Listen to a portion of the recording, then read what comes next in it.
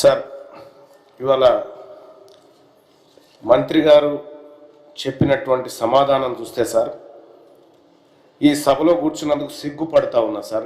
ఈ లెక్కలు చూసిన తర్వాత ఒక బలహీన వర్గాల సెక్షన్ నుంచి ఈ సభకు వచ్చినటువంటి నేను ఈ లెక్కలు చూసిన తర్వాత కొద్దిగా సిగ్గు అనిపిస్తుంది సార్ వాస్తవానికి.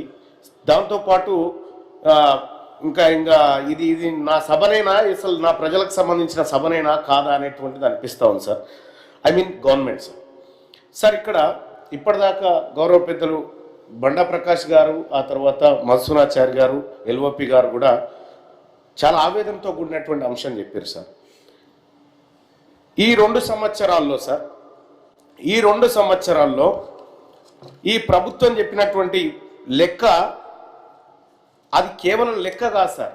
దాంట్లో ఒక భయంకరమైన నిజం బయటపడ్డది సార్. ఇప్పుడు 2,02,298 మంది బీసీ పిల్లలకు స్కాలర్షిప్లు మేము ఇయ్యం, ఎగ్గబెడుతున్నామని చెప్పి ఈ ప్రశ్నలో సమాధానం సార్.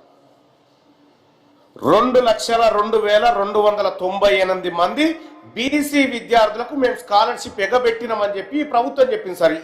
ఈ ప్రభుత్వం చేసిన కథ దానికి ఎట్లా అంటే sir, 2024 socio economic outlook page number 98లో 2,44,766 మంది బీసీ విద్యార్థులకు స్కాలర్షిప్లు ఇచ్చినామని చెప్పారు సార్.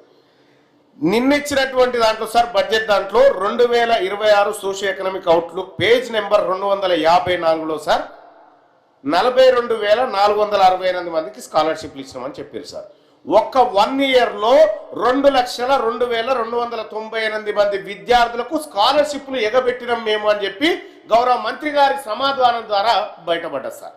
సార్ ఇక్కడ ఇవాళ బండా ప్రకాష్ గారు డిమాండ్ చేసినా, ఇక్కడ ఉన్నటువంటి బీసీ సభ్యులం అందరం డిమాండ్ చేసినా ఒక సాహేతుకమైనటువంటి కారణంతో డిమాండ్ చేస్తాం.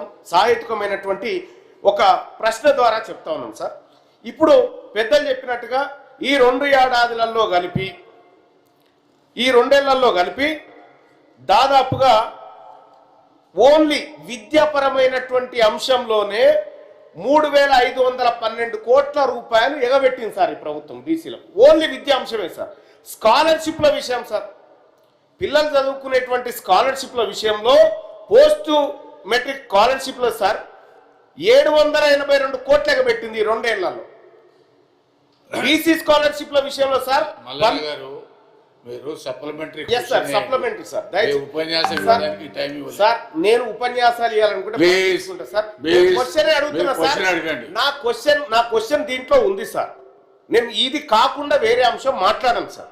నేను కేవలం ఇక్కడికే వస్తాను సార్. దయచేసి మీరు పెద్ద మనసు చేసుకొని బలహీన వర్గాల గురించి ఒక అవకాశం ఏంటి సార్. ఈ ప్రభుత్వము అధికారంలోకి వస్తే బీసీ సప్లాన్ తీసుకొస్తామనేటువంటి మాట చెప్పింది కాబట్టి ఈ కళ్ళ ముంగట కనిపిస్తున్న సాక్ష్యాలన్నీ సభ ముందు పెడుతూ బీసీలకు సప్లాను అమలు చేసేటువంటి ఇష్టం ఉందా లేదా ఈ ప్రభుత్వానికి, లేకపోతే ప్రభుత్వం ఓపెన్ గా చెప్పేయచ్చు ఇది మీ ప్రభుత్వం కాదా, మీకు మేము నిధులు ఇవ్వదలుచుకోలేదనేటువంటి మాట క్లారిటీగా చెప్తే మేము మమ్మల్ని గెలిపించి ఇక్కడ తోలిచ్చిన ప్రజల కన్నా క్లియర్ గా చెప్తాం.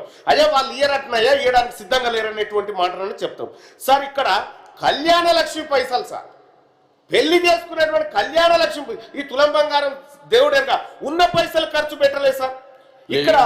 ఇక్కడ వీటన్నిటిపైన ఈ ప్రభుత్వం చర్యలు తీసుకుంటుందా తీసుకోదా, ఈ బాధలకి ఇక్కడితో ఫుల్ స్టాప్ ఉంటుందా ఉండదా, ఈ బాధలకి ఇక్కడితో ఫుల్ స్టాప్ ఉంటుందా ఉండదా, బీసీల అంశం చర్చ తేలాల్సిందే సార్. దయచేసి మీ ద్వారా ప్రభుత్వాన్ని అడుగుతా ఉన్నా, మాకు న్యాయం చేయండి.